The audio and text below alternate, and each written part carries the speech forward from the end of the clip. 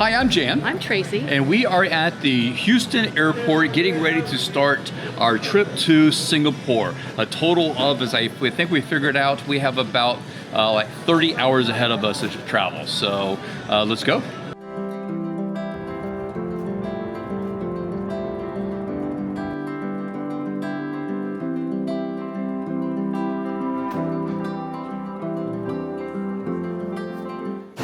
We're getting ready to board.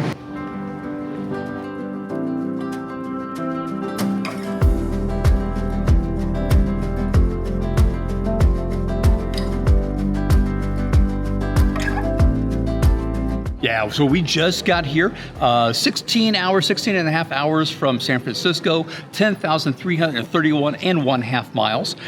So we made it all the way here. We are here for 5 days before we get onto a Oceania cruise going all the way to Australia. And what we're gonna do is we're going to show you some of this, the top sites that we wanna go see here in Singapore. And really the first one actually is this airport. It's just a very, very neat airport. It's a fairly new airport and a lot to see here.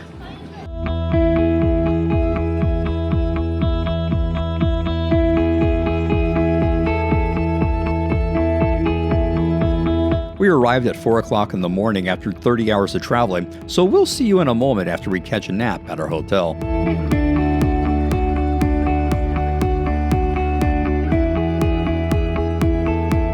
So the first site we wanted to come to is the Merlion. Unfortunately, as you can see behind us, the Merlion is actually being renovated right now. But if you go back to watch the short from our world cruise, you can be able to see it. The Merlion is the symbol of Singapore itself. Mer being sea, and going back to the idea that Singapore originally was a small fishing town. And then Lion, because it is known as the Lion City. Now it is right here by the Marina Bay. The Marina Bay actually was developed started in 1968 as they started to reclaim lots of land. And it's here around the Marina Bay that you're going to find a lot of the different places we're going to be going to. Although we didn't get to see the Merlion, we are going to go walking over to the Albert Hawker Center. This is one of the many food centers that they have here in Singapore.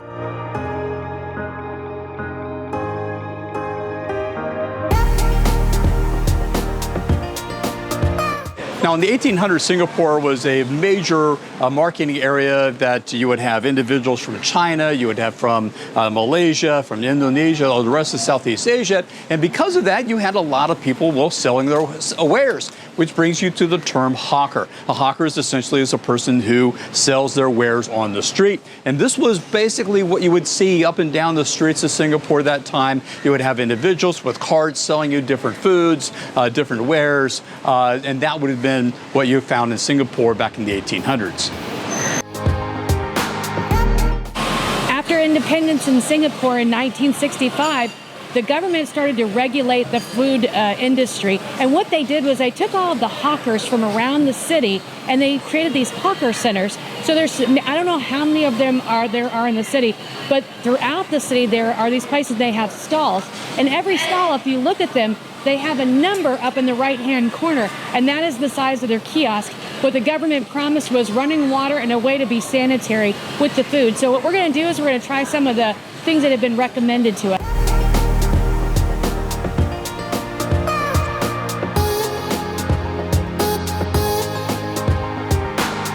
And what did we get, Tracy? We got peanut congee, and I don't remember what that was called. It's Zhu Chang Fin.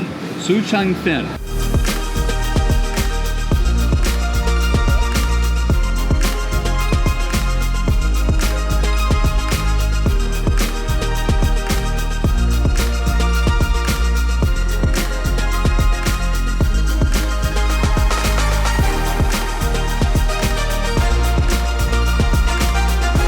Singapore is a pretty orderly society, so they have a lot of different rules. One of those is when you're done with your dinner in a hawker center, you actually have to take your waste and your utensils and everything and put those up. It's actually a law.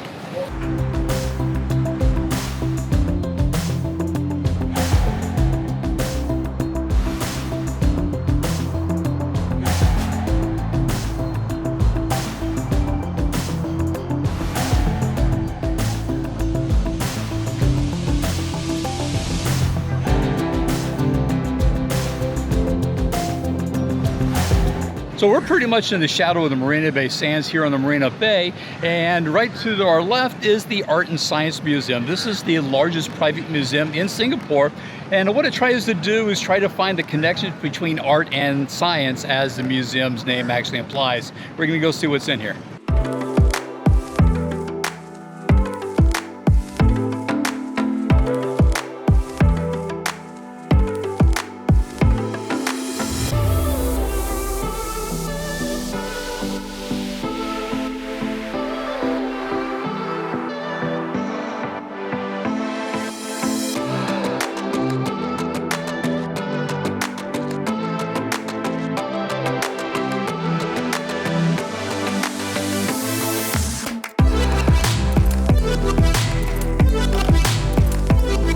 All right, so we just came out of the museum. Yeah, that's a different museum. I think it's very interesting. They have two major areas. One is a matter of art, as we said, inspired by various different biological or scientific processes. Very interactive, kind of like a children's museum. Very interactive. The second was very interesting. It was a matter of looking at science fiction, and science fiction from an international cultural basis. And some of those things were very thought-provoking, and it kind of stretched your mind a bit. But yeah, it was worth it. Absolutely enjoyed going there.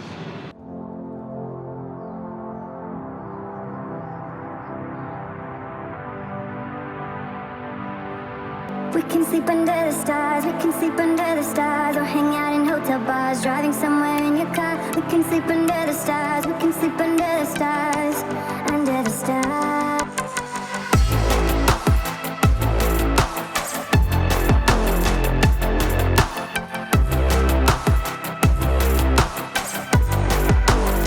All right, so we just got done eating here at the Makansutra Gluttons Bay, which is right here on the Marina Bay.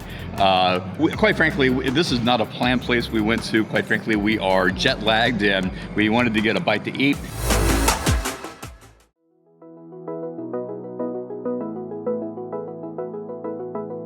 It's another beautiful morning here in Singapore, and we are going to go over to the Gardens by the Bay, which is one of the top 10 sites to see in the city. I wanna get to your clothes, gotta get it right now. I wanna push all the limits with you right now. We are right behind the Marina Bay Sands at the Gardens by the Bay. The Gardens by the Bay opened in 2012. It has 250 acres of what is considered some of the best botanical gardens of all of Asia.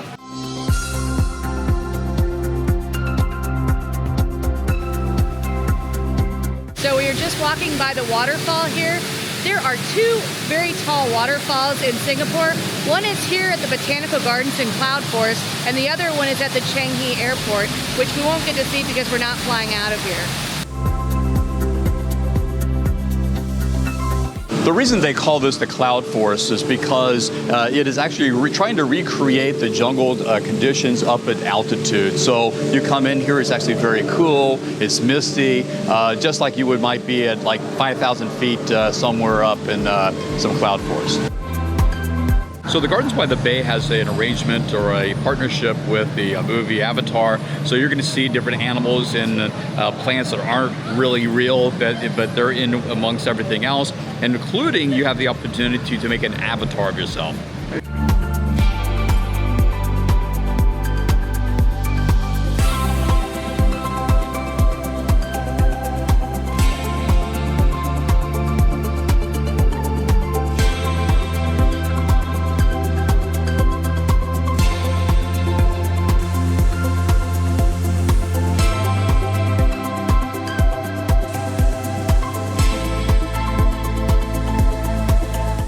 We've been here one whole day, and I think this is one of the neatest places I've ever been to. It is amazing just walking through here, how authentic it is, and it's nice and cool on a hot day.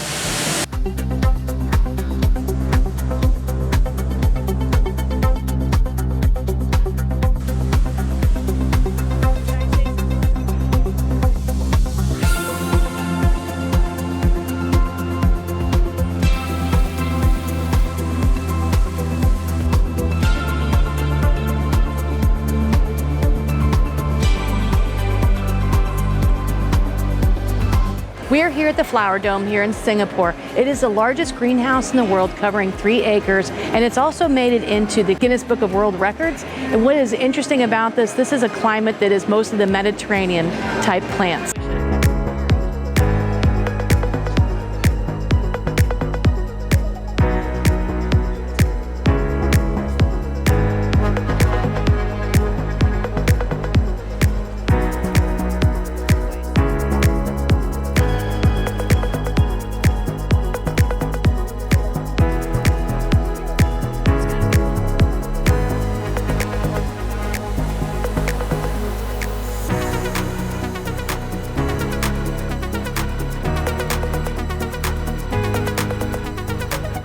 To go into the cloud forest and the flower dome, which we had, that was the big expense. It was about $111. That included the little shuttle.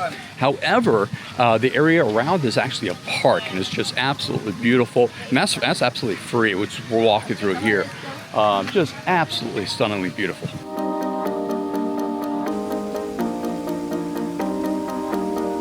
So now what we're going to do is we're going to go look at the trees.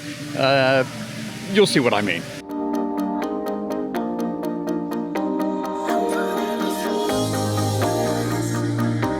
I give you the Super Tree Groves. The Super Tree Groves are a collection of 18 of these huge trees that are man-made, obviously. They're anywhere between 80 to 116 feet.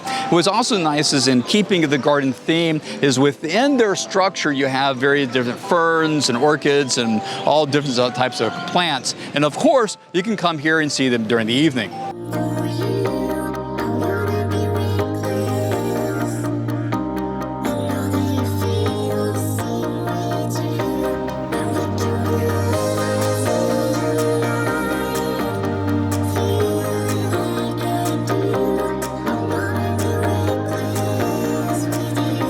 Gardens by the Bay has really worked our appetite up. So what we're going to be doing now is heading to a food center called the Amoy Food Hawker Mall.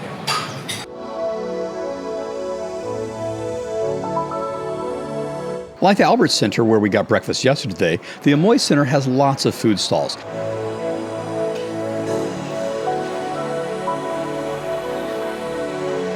But this is the one we were most happy to find, Noodle Story. Noodle Story is rated as a Michelin Bib Gourmand restaurant, which recognizes the best restaurants for value across the world. Here we try their wonton soup, which for just over $4 US was packed with flavor. And as you can see, we didn't let any of it go to waste. In the middle of all of the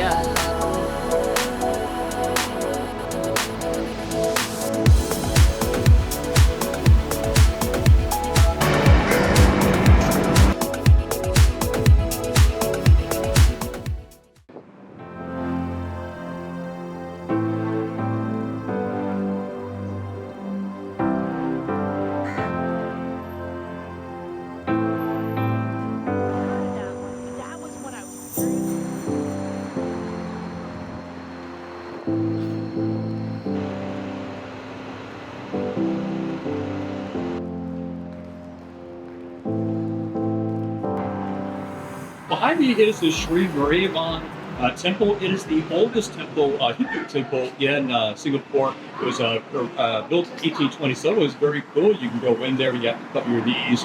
Women have to cover their arms. Be modest as you go in there. What was very cool is they actually had a wedding procession that was going on while we were there. Very neat. Also, what's kind of cool is that this temple, every October and November, apparently is where they have fire walking coal rituals, where devotees will go and walk across coals. We didn't see that, and I don't know if I would necessarily partake, but that's okay. Very, very neat.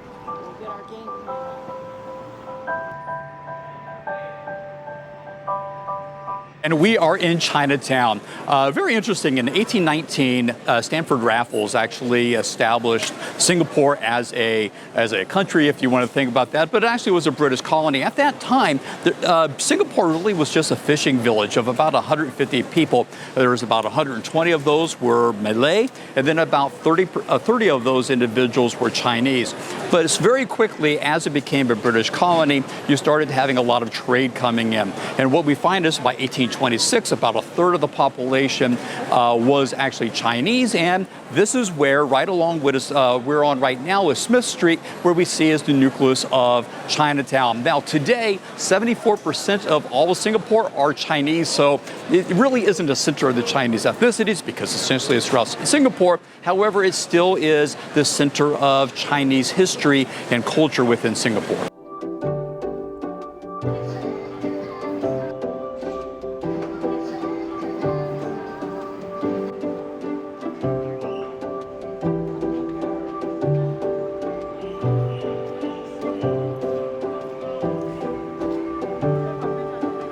Here on the corner of Smith Street is the Chinatown complex. This is a 3-story complex. The basement is a wet market. The main level is souvenirs and knickknacks and things for your house. And on the second floor is all of the food stalls. There are over 270 to 300 food stalls, depends on who you talk to. And so we are going to go and try that out.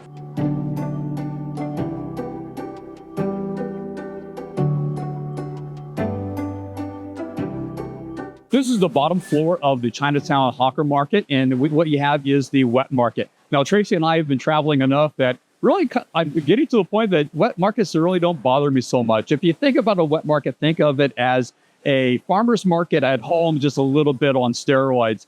You're going to find your different vegetables and fruits here, but then what you're going to do is what actually gets your name is where you're going to get your meats. In this case, most of it is seafood. And the reason why we call a wet market, because if you look at the floors, it's wet. And the reason is because all of the fish and the meat, if there's meat, different types of meat, is going to be put on ice. As that ice melts, it melts down to the ground and, well, it becomes wet, which is how the wet market.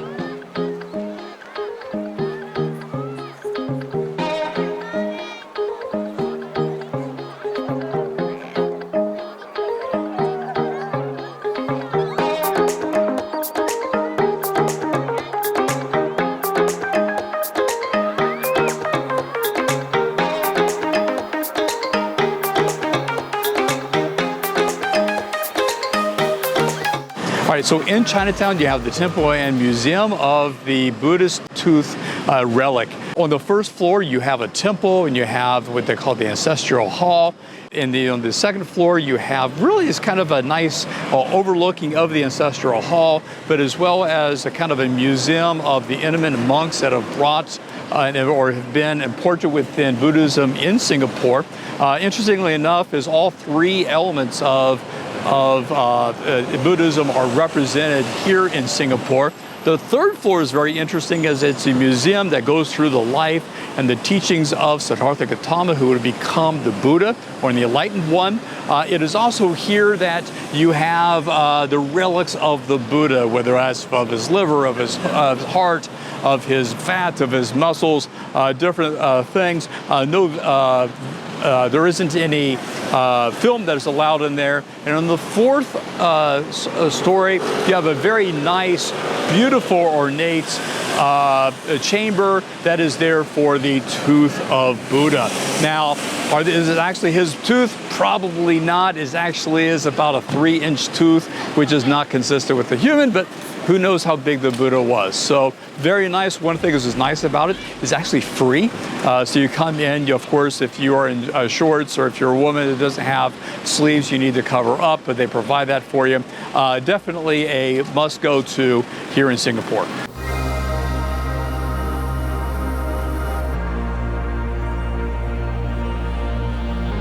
All right, so we've done a lot of hawker centers. Tonight's dinner isn't at a hawker center. All right, so we are no longer in the world of hawkers. We are actually at Candlenut. Candlenut is a 1-star Michelin restaurant, and it is not only a 1-star Michelin restaurant, it is the only Peranakan restaurant, which is the traditional Singaporean restaurants or the Singaporean cuisine. So we're very excited about it. What we've done is we've ordered the omakase, which is essentially the chef de castillon. Here, though, it is actually 13 different courses.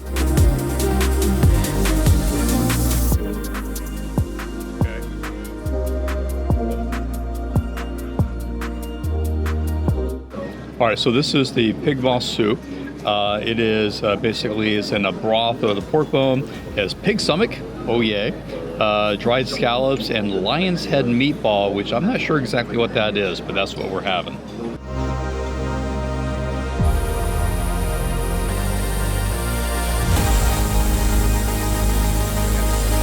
What would you think would it be? I haven't had it yet. I'm still a little afraid to try. So Tracy is scared to have, you know, what is in here. So we're gonna turn this on her.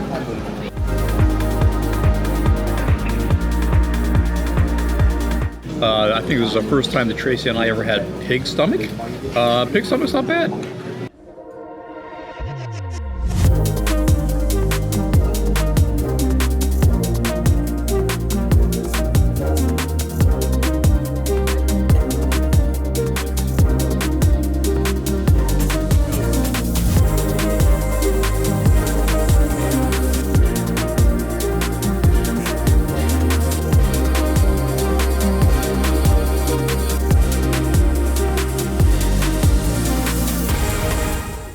Back at the lobby of the Fullerton. Really nice dinner at the... All right, so we're back at the lobby of the... All right, so we're back here at the Fullerton after going to Candlenut. That look he gave me. I was like, what are we watching, Walt Disney now? Shush. Candlestick. All right. Professor Plum in his study with the candlestick. You know, no one likes you. You know that, right? Okay. All right, so we're back at the Fullerton after going to a Candlenut. Really nice restaurant. I will tell you though, if you're used to going to Michelin 1 stars, 2 stars, 3 stars in Europe or United States, not necessarily the same experience. It's much more casual. But at the same time, we kind of look at, you know, Michelin has given stars to stalls at a hawker center. They've given 1 stars to food trucks and everything. So, I mean, it is different. But if you look at it, is this the best expression of Peranakan cuisine? Yes, it is. It absolutely is worth it. And then you look at the price. The price is about $100 per person US. Absolutely fantastic. Certainly 13, 14, 15 different courses. Absolutely worth it. So if you come to Singapore and you're looking for a really unique food and cuisine experience, Candlenut is it. All right.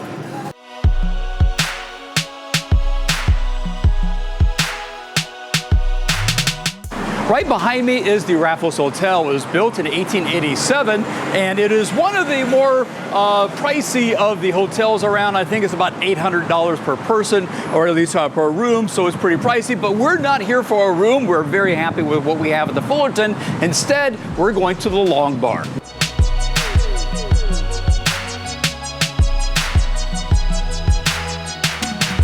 All right, so the reason why we're at Raffles at the Long Bar is this is where the Singapore sling was invented in 1950.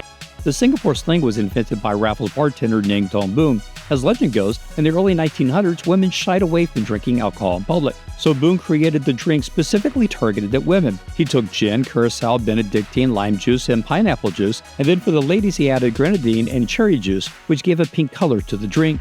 And today, both men and women come to Raffles specifically to order and drink a Singapore sling. So we're gonna have one of those. We anticipated it's gonna be way overpriced, but that's okay. It's just one of those things if you come into Singapore, you gotta try. The Singapore sling at Raffles.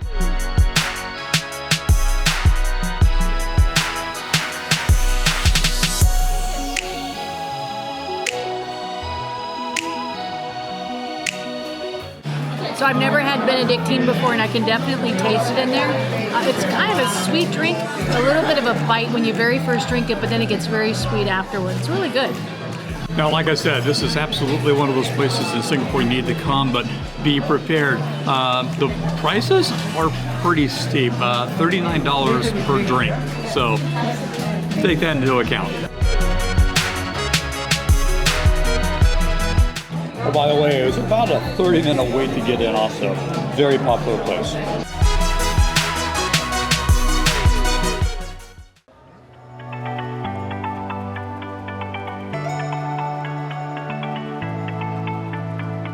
So we're over at the Marina Bay Sands Mall. We're going to go through it and show you at another time, but we are here for our second Michelin restaurant. This is Cut. Probably the fare is a little bit more recognizable, certainly to us, than we had at Candlenut, which is very, very nice. We're going to go into Cut. This is a Wolfgang Puck restaurant, and let's go eat.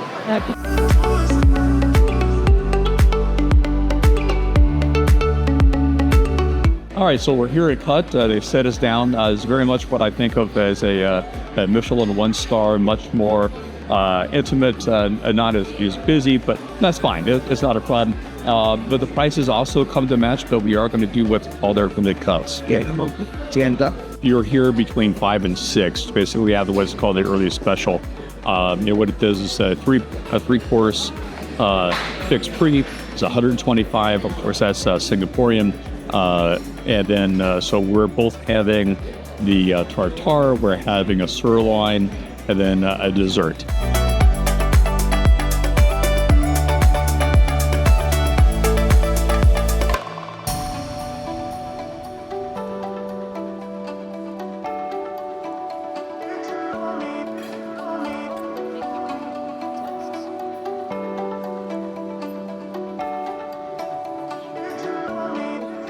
So very good.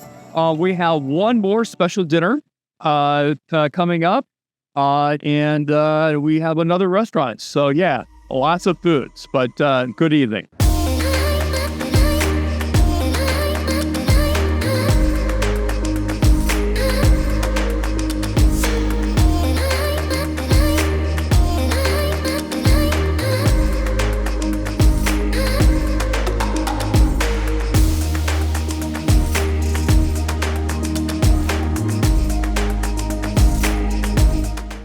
Now, another thing that is absolutely fantastic, and if you can do it, I'd recommend it, is go on a sailboat ride in the Marina Bay.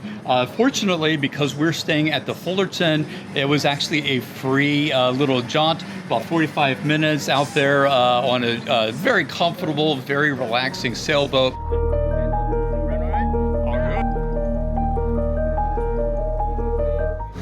Another reason to go to the Fullerton, free boat tour.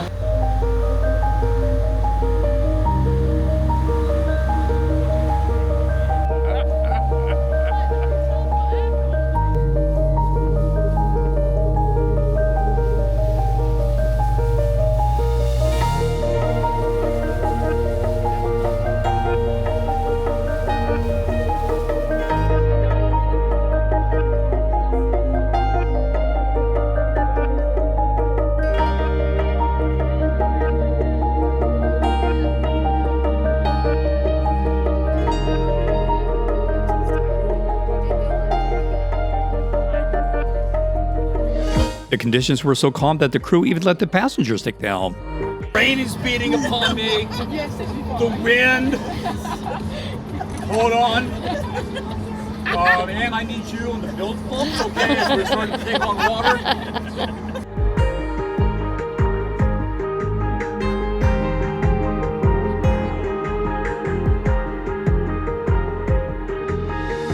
Speaking of the Fullerton, let's show you where we are. Fullerton Hotel.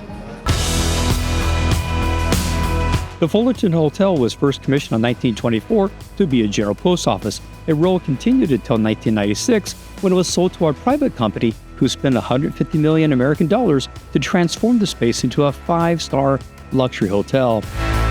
You will always find the Fullerton on the list of the best hotels in Singapore. Plus, with its location on Marina Bay, it is perfectly situated to explore the city.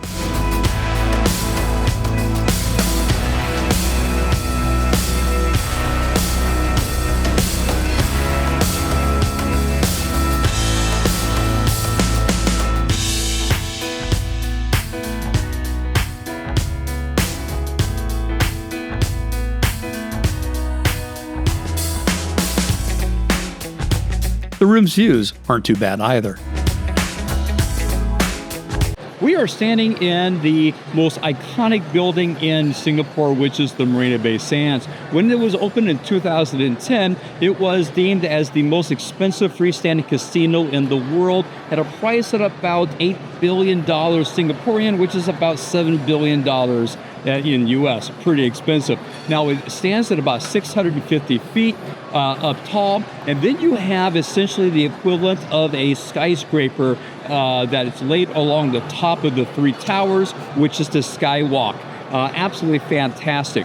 What is also very interesting is this is a hotel and a casino. The hotel has almost 3,000 different rooms, and plus by the end of 2030, they're supposed to build another fourth tower that is going to cost about another $3 billion. But there's lots of different things. There's a lot of different restaurants, and then there's a really nice mall. So in addition to the restaurants that Jan was talking about, there's 2 Michelin restaurants here on the premises. And then you talk about shopping. This is not going to Walmart or CVS. This is Manolo Blahnik. This is high-end shopping places that we actually don't go to, but it's really neat to look at.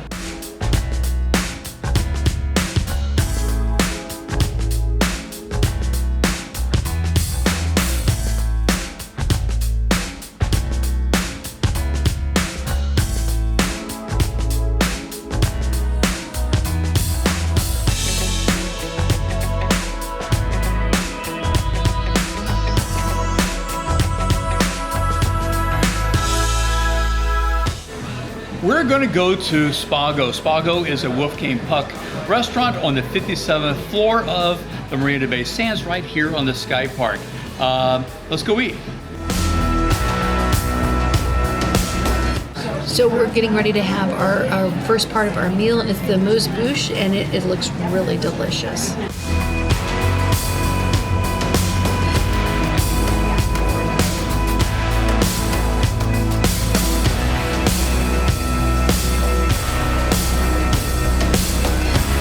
And tonight is the Pipri, which is a 3-course meal. You have an appetizer, you have a main, and then a dessert for a base rate of about $88. That's Singapore dollars, which is something like $60 or something like that, which is a pretty good deal. And then, of course, if you have any extras, there's some extras or add-ons. So, yeah, not bad.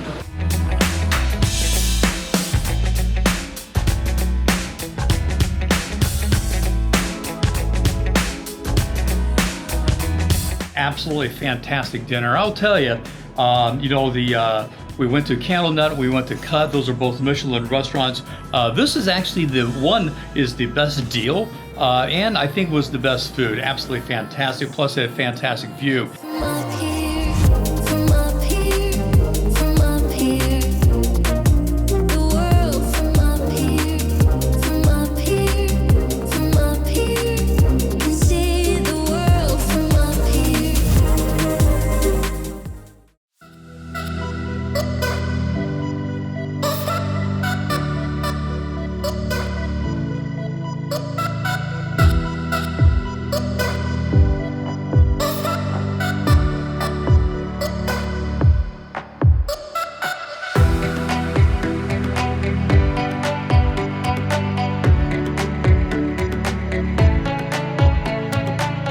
We are in Esplanade Park, created in 1943 during the Japanese occupation.